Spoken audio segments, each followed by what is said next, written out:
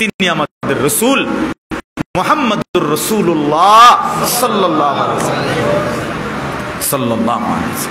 আল্লাহ তাআলা আমাদেরকে দান করেছেন, দিয়েছেন তো সবার জন্য, কিন্তু চিনেছি আমরাই উচ্চারণ করি মুহাম্মাদুর রাসূলুল্লাহ, আমরা উচ্চারণ করি ওয়া আশহাদু আন্না মুহাম্মাদান আবদুহু ওয়া রাসূল। আমরা এটা বলি, আমরা এটা বিশ্বাস করি, আমরা এই রাসূলকে গ্রহণ করেছি, আমরা এই বন্ধুকে গ্রহণ করেছি আমাদের আল্লাহর পক্ষ থেকে। আল্লাহ তাআলা বলেন, এই যে তোমরা রাসূলকে নিলা, তোমাদের জন্য দিলাম, এটাই তোমাদের উপরে বিশেষ নিয়ামত। সুবহানাল্লাহ, বিশেষ নিয়ামত। রাসূল পেলাম, আখিরি নবীকে আমরা পেলাম। আল্লাহ তাআলা সবচেয়ে বড় নিয়ামত আমাদেরকে দিয়েছেন।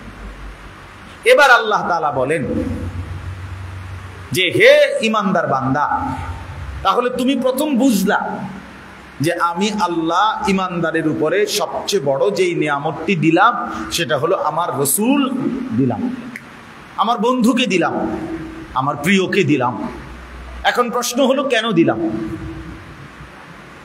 আমি রাসূলকে কেন দিলাম তোমাদের জন্য? তো কোরআনুল কারীমের মধ্যে এই আয়াতটা, মানে এই আয়াতের বক্তব্যটা যা, এটা 4 জায়গায় আছে কোরআন।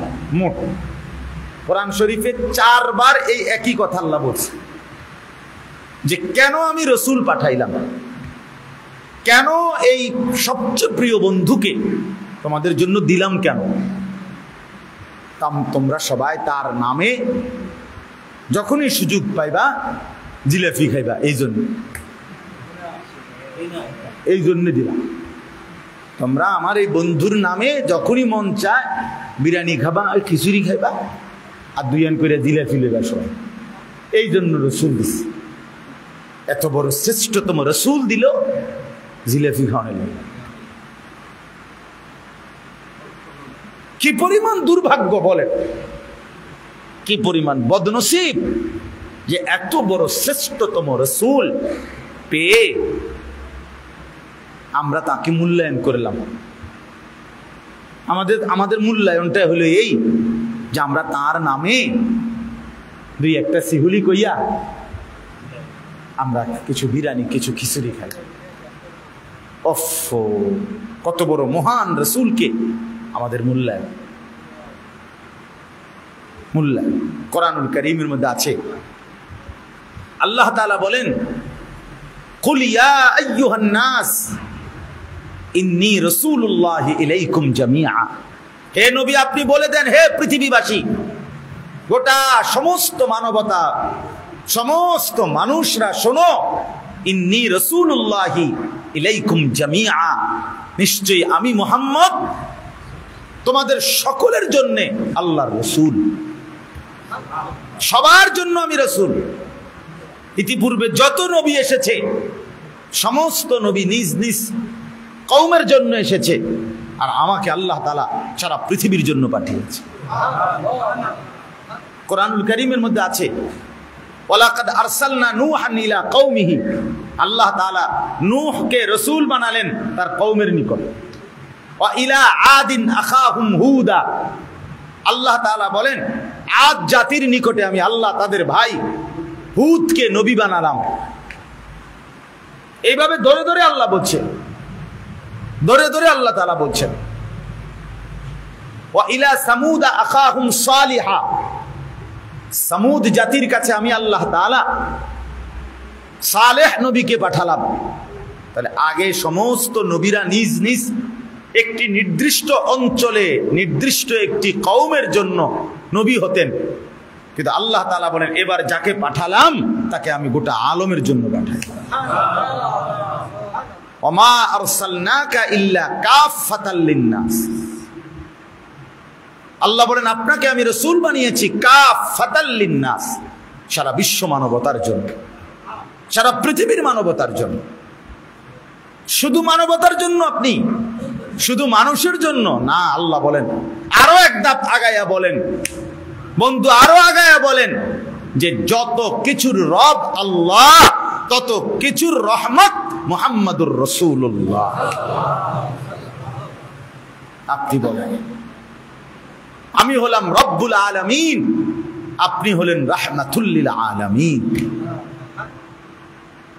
এই কুল কায়নাতের যত কিছুর রব আল্লাহ, তত কিছুর জন্যই রহমত কে?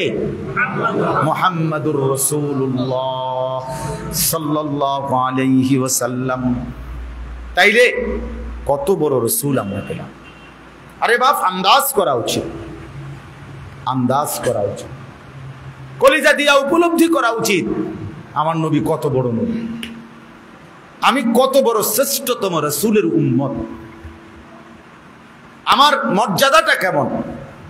কোরআনুল কারীম থেকে বহু আয়াত বলা যাবে যেখানে আল্লাহ তাআলা বলছে, বন্ধু বিগত ১৬ লাখ নবী এবং নবীর উম্মতের সাথে আমি আল্লাহ যেই আচরণ করেছি, আপনি বন্ধুর বেলায় আইসা আপনাকে ভালোবাসা আপনার উম্মতের সাথে আমি আল্লাহ বিগত সমস্ত নবীর উম্মতের চাইতেও অনেক বেশি মহব্বতের আচরণ করেছি। হ্যাঁ, অসংখ্য মর্যাদা যা আমি আপনাকে দিয়েছি, আপনার মহব্বতে আপনার উম্মতকেও দিয়েছি। অসংখ্য নিয়ামত যা অন্য নবী তার নিজের এবং উম্মতের জন্য আমার কাছে চাইয়া দোয়া কইরা মাইগা চাইয়া নিছেন, আমি আপনার ভালোবাসায় আপনি এবং আপনার উম্মতের জন্য সেই একই নিয়ামত না চাইতে এমনি দিয়ে দিছি, এমনি দিয়ে দিছি, এমনিতেই দিয়ে দিয়েছি। এজন্য প্রথম কথা এটা বোঝা উচিত, লাকাদ মান্নাল্লাহু আলাল মুমিনিনা ইয বাআসা ফীহিম রাসূলাম মিন আনফুসিহিম। আল্লাহ তাআলা বলেন, মুমিনদের উপরে আমি আল্লাহর সবচেয়ে বড় নিয়ামত, ইহসান, অনুগ্রহ, দয়া, দান, যে আমার রাসূল আমি তাদেরকে দিলাম, আমার নবীকে দিলাম, আমি আমার সবচেয়ে প্রিয় বন্ধুকে দিলাম। এখানে একটা শব্দ আছে মান্নাল্লাহু, মান্নুন, মিম নুনের উপরে তাসদীদ, মিম নুন জবর মান, নু জবর না, মান্নাল্লাহু। এই মান্নুন অর্থ হলো দয়া, অনুগ্রহ, দান। কিন্তু আরবিতে এক নিয়ম হলো, আরবি ভাষায় তাফসীর আছে, মান্নুন বলা হয় এমন দানকে, এমন দয়াকে যেটা ছোটখাটো জ্যানতেন কোনো দয়া নয়, বরং এমন দয়া যেটা খোঁটা দেওয়ার মতো, উল্লেখ করার মতো, চোখে পড়ার মতো, চোখে পড়ার মতো, সামান্য কিছু না। তো আল্লাহ তাআলা বললেন, লাকাদ মান্নাল্লাহু আলাল মুমিনিন, আমি মুমিনদের উপরে দয়া করলাম, দান করলাম, এমন শব্দ ব্যবহার করছে আল্লাহ। অর্থাৎ যে এই দয়াটা আমার এমন দয়া যেটা উল্লেখ করার মতো, যেটা খোঁটা দেওয়ার মতো, যে বেটা তোদেরকে আমি আমার শ্রেষ্ঠতম রাসূল দিয়েছিলাম। এই জন্য আমার বড় ভয় হয় বাবা, হাসরের ময়দানে আল্লাহ তাআলা বলবে, নাফরমান তুই জানোস না আমি তোরে কত বড় নিয়ামত দিছিলাম, তোরে আমি সবচেয়ে বড় রাসূল দিছিলাম, তোরে আমি সবচেয়ে বড় নবী দিয়েছিলাম, তোকে আমি সর্বশ্রেষ্ঠ রাসূল দিয়েছিলাম, কিন্তু তুই এত শক্ত ডাকাত, তুই এত বড় হাইওয়ান, হারামি, যে তুই এত বড় রাসূল পেয়েও 2 পয়সাও তারে মূল্যায়ন করলি না। 30 বছরে তোর কোনোদিন মনে পড়লো না এত বড় শ্রেষ্ঠতম যিনি আমার নবী, তার মাথার চুল মুবারক কেমন ছিল, আমারটা কেমন।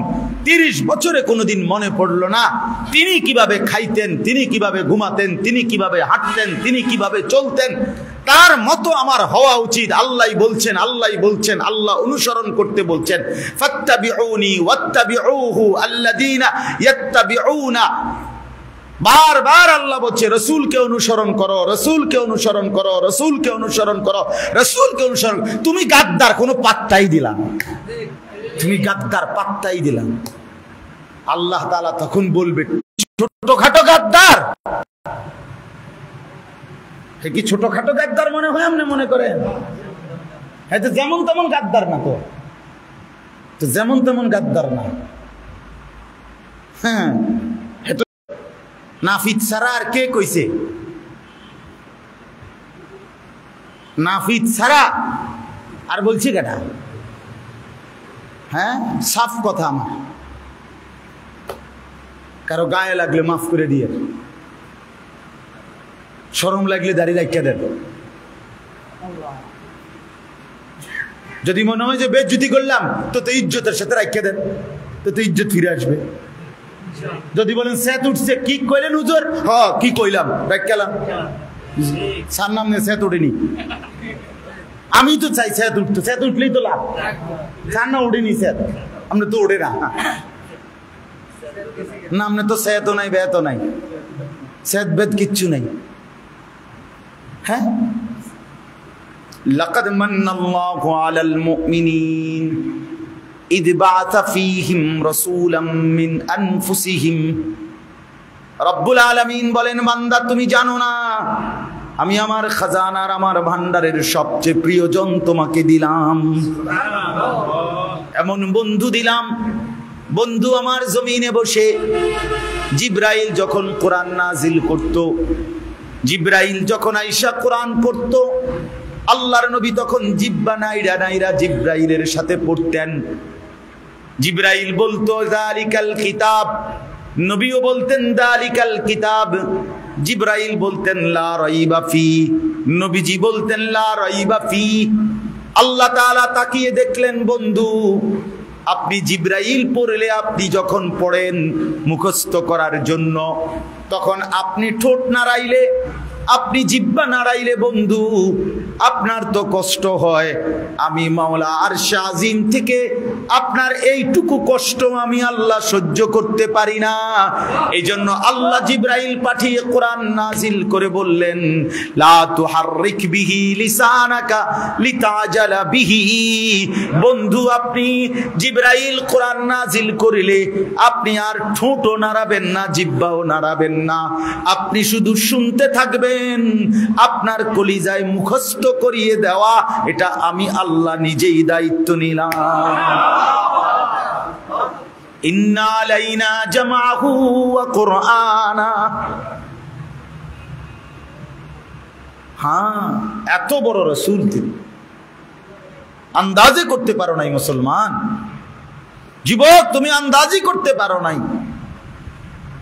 কোন শয়তানের মতো চুল রাখলা, কোন শয়তানের মতো, কোন পাগল, কোন ছাগলের চুল রাখলা, কার থেকে কি মডেল নিলা? আগাও নাই, হোগাও নাই, পূব নাই, পশ্চিম নাই, উত্তর নাই, দক্ষিণ নাই, কার থেকে ডিজাইন নিলা? আস্তাগফিরুল্লাহ, আস্তাগফিরুল্লাহ, আস্তাগফিরুল্লাহ। রুচি তো মানুষের থাকা উচিত, বিবেক তো কাজ করা উচিত। আমি কার মতো সাজলাম, যার কোনো জন্ম নাই, বংশ নাই, পরিচয় নাই, কোনো মূল্যায়ন নাই, ইজ্জত নাই, সম্মান নাই, আমি তার মতো নিজের ড্রেস আপ করলাম, নিজেকে সাজিয়ে তুললাম, যার কোনো নাম নিশানা নাই। এর চাইতে বড় লানতের যোগ্য, অভিশপ্ত, এর চাইতে বদনসিব, মন্দ কপাল আর কি হতে পারে? আমার তো প্রতিটা সৌন্দর্যের, আমার ডিজাইনের, আমার ড্রেস আপের একবারে পিওর দলিল আছে। আমি এজন্য দাড়ি রাখছি, আমার রসুল দাড়ি রাখতেন। আমি এজন্য টুপি মাথায় দিছি, আমার নবী মাথা মোবারকের টুপি মাথায় পরিধান করতেন। আমি এজন্য জামা পাঞ্জাবি গায়ে দিই, তিনি আমার রসুল সাল্লাল্লাহু আলাইহি সাল্লাম জামা পরিধান করতেন। আমি এজন্য লুঙ্গি পরি, আল্লাহ রসুল সাল্লাল্লাহু আলাইহি সাল্লাম মৃত্যু পর্যন্ত লুঙ্গি পরিধান করেছেন। আমি এজন্য মুখ ছোট রাখি, আল্লাহর নবী সাল্লাল্লাহু আলাইহি ওয়াসাল্লাম বলছে, একটি সুস্থ মানুষের পরিচয়, যে মানুষটা সুস্থ কিনা খোদার কসম এটার পরিচয় হলো যে মুখ ছোট রাখে, দাড়ি লম্বা করে, সে সুস্থ মানুষ, স্বাভাবিক মানুষ, স্বাভাবিক মানুষ। এটা হাদিস, এটা ফিতরাত, আশারুম মিনাল ফিতরা। 10টি জিনিস নবী বলছে মানুষের স্বভাবজাত অংশ, এর মধ্যে এই দুইটা একটা। নখ কাটা এটা একটা, যার নখ বড় সে অস্বাভাবিক মানুষ, প্রতিবন্ধী। যার মোষ বড় হয় প্রতিবন্ধী। হ্যাঁ, সাফ কথা। যে দাড়ি কাটে সে প্রতিবন্ধী, তার বুদ্ধি প্রতিবন্ধিতা আছে, বিবেক প্রতিবন্ধী। হ্যাঁ, যার নখ বড়, যে নাভির নিচের পশম কাটে না, সে প্রতিবন্ধী। যে বগলের পশম উপড়ায় না সে প্রতিবন্ধী, যে নাক পরিষ্কার রাখে না সে প্রতিবন্ধী। রাসূলুল্লাহ সাল্লাল্লাহু আলাইহি ওয়াসাল্লাম, এটা ফিতরাত, স্বভাবজাত অংশ, এটা স্বাভাবিক সুস্থ স্বাভাবিক মানুষের পরিচয়। এটা কোরআনুল কারীমের মধ্যে আছে, আল্লাহ তাআলা বলেন ফিতরাতাল্লাহিল্লাতী ফাতারান নাস আলাইহা, আমি আল্লাহ তাআলা প্রত্যেকটা মানুষকে ফিতরাত দিয়ে সৃষ্টি করেছি। কি দিয়ে? স্বভাবজাত কিছু যোগ্যতা, স্বভাবজাত কিছু বৈশিষ্ট্য, সৃষ্টিগত কিছু বৈশিষ্ট্য দিয়েই আমি আল্লাহ তাআলা মানুষকে সৃষ্টি করেছি। আমার কথা শক্ত হলে মাফ করে দিয়েন ভাইয়া। তো বুঝতে শিখেন, এত বড় শ্রেষ্ঠতম রাসূল পেয়ে কেন মূল্যায়ন করলাম না? কেন মূল্যায়ন করলাম না? কেন বাবা নবীর মতো সাজতে পারলাম না? আজকে এত বছর পরেও আমরা এক একজন মুসলমান কেন নবীজির মতো নিজেকে, নিজের চেহারা, সুরত, লেবাস, পোশাক, দাড়ি, টুপি, খানা, খাদ্য, পেশাব পায়খানার ক্ষেত্রে নবীজির তরিকা, ঘুমের ক্ষেত্রে, আহার নিদ্রার ক্ষেত্রে কেন আমরা মিসওয়াক করতে পারলাম না? কেন? আমাদের ব্যর্থতাটা কি?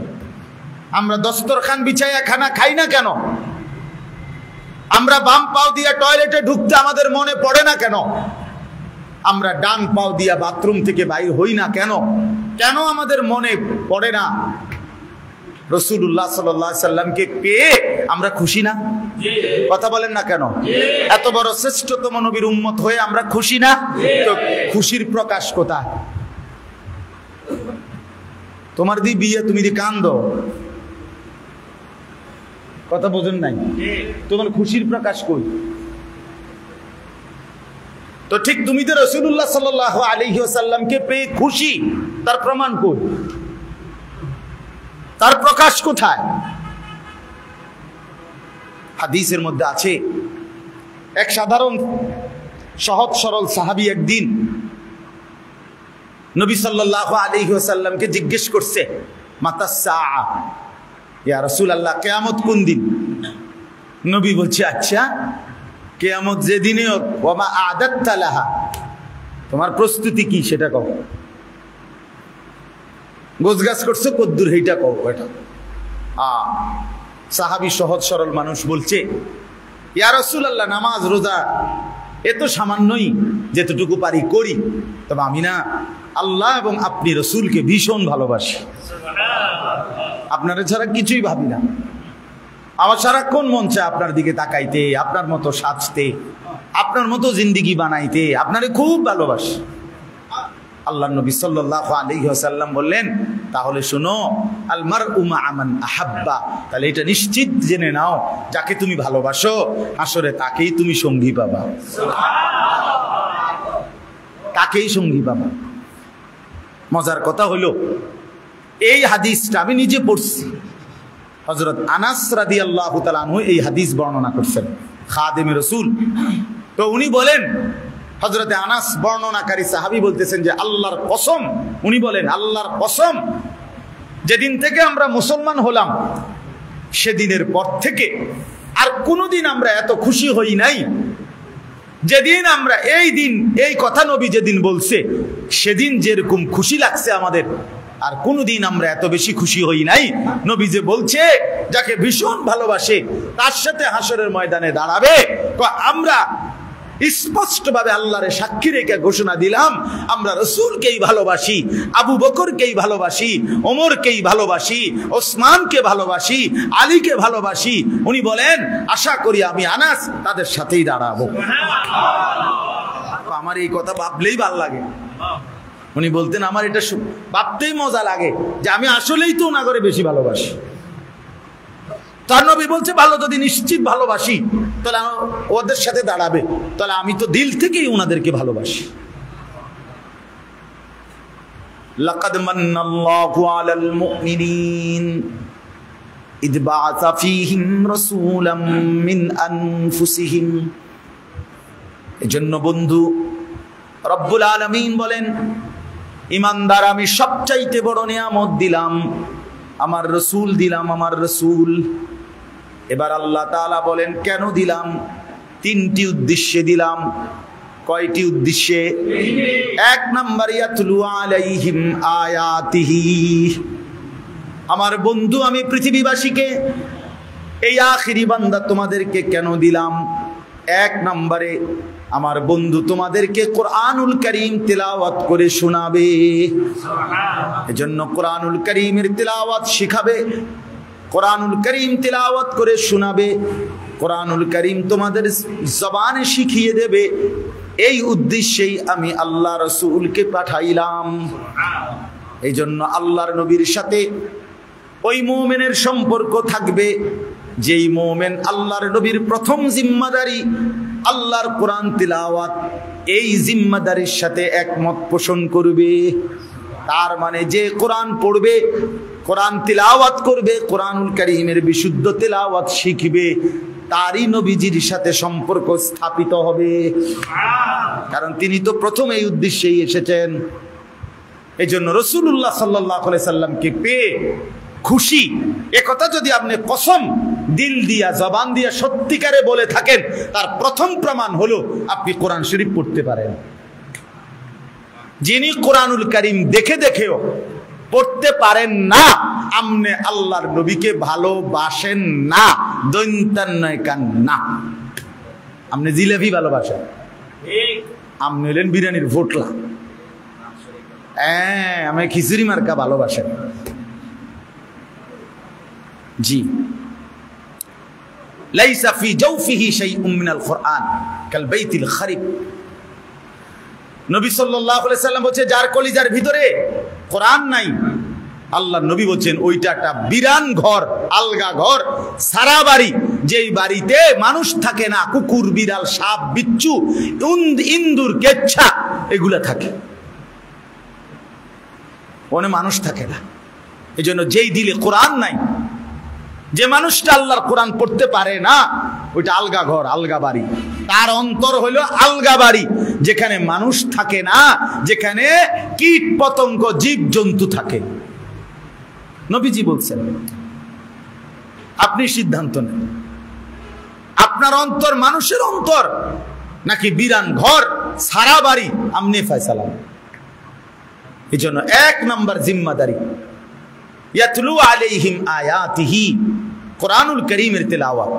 তাহলে নবীজি পৃথিবীতে আগমনের প্রথম উদ্দেশ্য কি? কোরআনুল কারীমের তেলাওয়াত। বলেন না কি? আবার বলেন কি?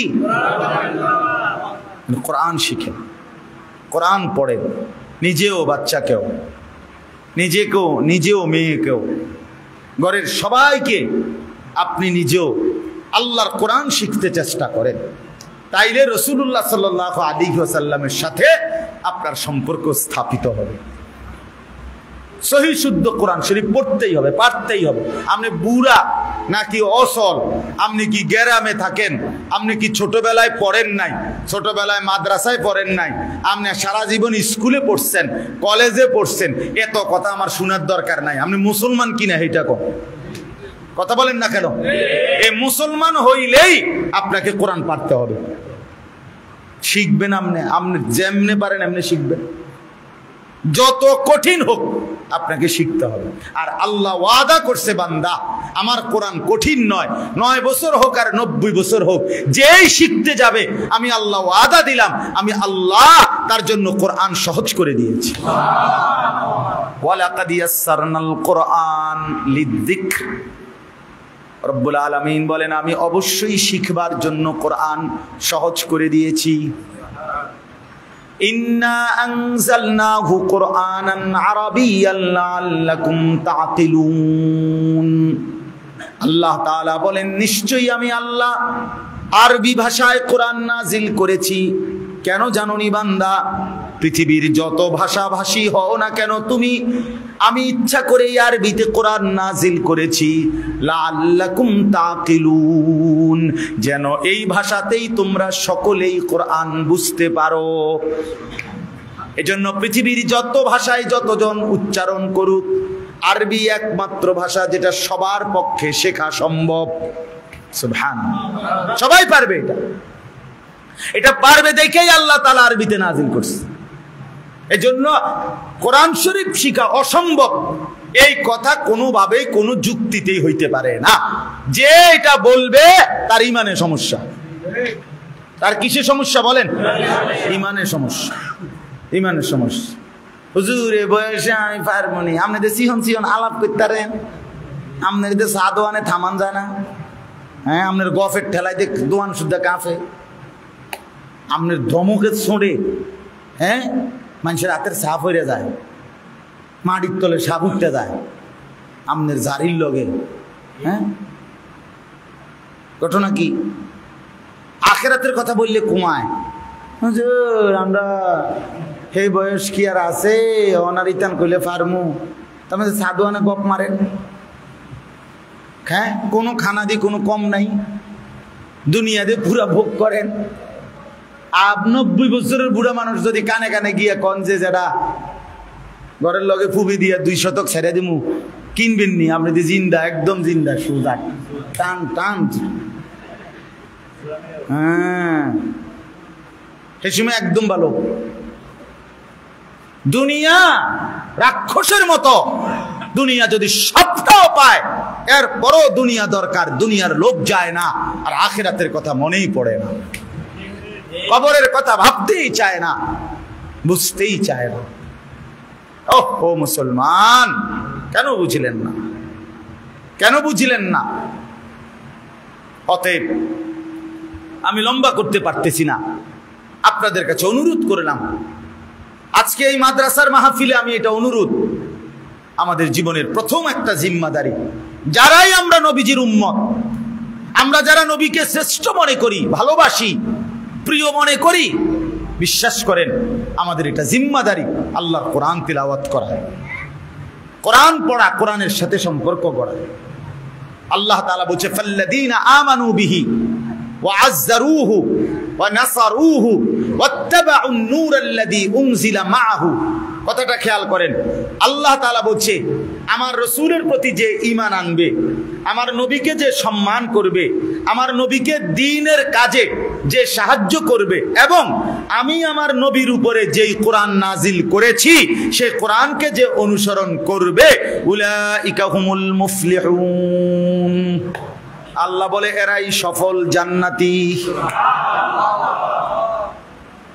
ফাল্লাযীনা আমানু বিহি ওয়া আযযারুহু ওয়া নাসারুহু ওয়াত্তাবাউন নূরাল্লাযী উনজিলা মাআহু। বন্ধুর প্রতি যারা ঈমান আনবে, আমার বন্ধুকে যারা সম্মান করবে, আমার বন্ধুকে যারা দ্বীনের কাজে সাহায্য করবে, বন্ধুর উপরে 23 বছরে আমি আল্লাহ যেই কোরআন নাজিল করেছি, যেই নূর আলো নাজিল করেছি, সেই কোরআনকে যারা অনুসরণ করবে, উলাইকা, আল্লাহর যে তিনি সমস্ত মানুষের অন্তর, ভেতর, কলিজা, ভেতরের যত যোগ্যতা, অন্তর, আত্মা, এটা পবিত্র করে দিবেন। অর্থাৎ মানুষের ভিতরে কিছু মন্দ স্বভাব আছে, সেগুলো দূর করবেন। কিছু উত্তম স্বভাব আছে, সেগুলো তার অন্তরের মধ্যে প্রতিষ্ঠিত করে দিবেন। এই তাজকিয়া, এটারে বলে তাজকিয়া। এটারে কি বলে বলেন? আবার বলেন শব্দটা, আবার বলেন। এটা রাসূলুল্লাহর দায়িত্ব, নবীজির প্রেরণের উদ্দেশ্য। তাজকিয়াতুন নফস, অন্তরের পবিত্রতা, অন্তরের বিশুদ্ধতা। যেমন মনে করেন হিংসা, কারো প্রতি হিংসা করা, এটা উত্তম স্বভাব না মন্দ স্বভাব? এটা দূর করা। অপরের কল্যাণ কামনা করা, এটা উত্তম স্বভাব না মন্দ স্বভাব? এইটা আনয়ন করা। কৃপণতা, এটা উত্তম স্বভাব না মন্দ স্বভাব? এইটা দূর করা। পরোপকার, দানশীলতা, এটা উত্তম স্বভাব না মন্দ স্বভাব? এইটা আনা। কিছু মন্দ দোষ অন্তর থেকে বের করা, কিছু উত্তম স্বভাব অন্তরে প্রতিষ্ঠিত করা। আল্লাহ তাআলা বলেন আমার রাসূলকে পাঠিয়ে আমি এই কাজটা করেছি। এজন্য প্রত্যেক মুসলমানের এটাও দায়িত্ব, কোন হক্কানি রব্বানি আল্লাহওয়ালা পীর বুজুর্গ মাশায়েখ, আল্লাহর কোন প্রিয় বান্দার কাছে নিয়মিত আসা যাওয়া করে নিজের অন্তরের কুস্বভাব দূর করার চেষ্টা করা, আর উত্তম স্বভাবগুলো আনয়ন করার চেষ্টা করা। এই যে আমরা আল্লাহওয়ালাদের কাছে যাই, খানকায় যাই, বুজুর্গানে দ্বীনদের কাছে যাই, ইসলাহি মজলিসের মধ্যে যাই, আল্লাহওয়ালাদের এই সমস্ত নসিহত শুনি, এটার মূল একটা মাকসাদ, এই যে ইসলাহি মজলিস, এর একটা মূল মাকসাদ অন্তরাত্মা বিশুদ্ধ করা, ভিতর সাফ করা, ভিতর সাফ, ভিতর সাফ। আমার শায়েখ আল্লামা মুফতি মুশতাকুন নবী সাহেব প্রায় বলে একটা সুন্দর কথা, যে হারফিক দিয়া বাথরুমের কমোড এটা সাফ করে না? মজার বিষয় হইলো, সাফ তো করেলা উপরের যেটা চোখে দেখা যায় এই ফিট, এটা হে দিকে যে আরেকটা ফিট আছে বিতি দিয়া, কই সেইটার যে হারফিক লাগাইলা না, সেটা কি পরিমাণ নোংরা বুঝেন নাই? আমরা যে ফিটটা দেখা যায় এটা না মধ্যে না হারফিক দেই, দিয়ে এটা না ব্রাশ করি, তো এটা তো সাফ হয়েছে, কিন্তু এই ফিটটা হেদিক দিয়ে ভিতরে আরেকটা যে ফিট আছে, এটার মধ্যে কি পরিমাণ ময়লা লাগিয়া রয়েছে, এটার মধ্যে কি পরিমাণ পায়খানা লাগিয়া রয়েছে। ঠিক এরকম ভাবে তুমি আর আমি তো বাহ্যিক এই জামা, চুল, পোশাক, Fair and Lovely, face wash, কত কিছু তো সাজাইলাম উপরে, কিন্তু ভিতরে যে একটা অংশ আছে কলিজা, কলব, ভিতরে সেটাতে কি পরিমাণ দোষ, কি পরিমাণ ত্রুটি, কি পরিমাণ আল্লাহর নাফরমানি, সেগুলো সাফ করবে কে? এই জন্য রাসূলুল্লাহ সাল্লাল্লাহু আলাইহি সাল্লাম এটা সাহাবীদের করেছেন, আর এর পরবর্তীদেরও দায়িত্ব নিজের ভেতরটা তাজকিয়া করা, পবিত্র করা, অন্তরাত্মা বিশুদ্ধ করা। 3 নাম্বার হলো আল্লিমুহুমুল কিতাবা ওয়াল হিকমা। আল্লাহ তাআলা বলেন আমি রাসূলকে তোমাদের জন্য দিলাম। 3 নাম্বার উদ্দেশ্য হলো তিনি তোমাদেরকে আমার কোরআন এবং তার সুন্নাহ, তার হাদিস, এই দুইটার আলোকে তোমাদের জীবন একেবারে গড়ে দেবেন, সাজিয়ে দেবেন, জান্নাতের উপযোগী করে দেবেন। কি খাবা, কেমনে খাবা, কখন খাবা, হাঁটা উঠা, বসা, চলা ফেরা, হাসি কান্না, বাজার ব্যবসা, আচরণ উচ্চারণ, ঘর সংসার, পরিবার, স্ত্রী, একাকী, প্রকাশ্য, দেশ জাতি, রাজনীতি, রাষ্ট্র পরিচালনা, সর্বকিছুতে আল্লাহ তাআলা বলেন আমি আমার রাসূলের মাধ্যমে কোরআন এবং সুন্নাহর তালিম, কোরআন এবং সুন্নাহর নমুনা, কোরআন এবং সুন্নাহর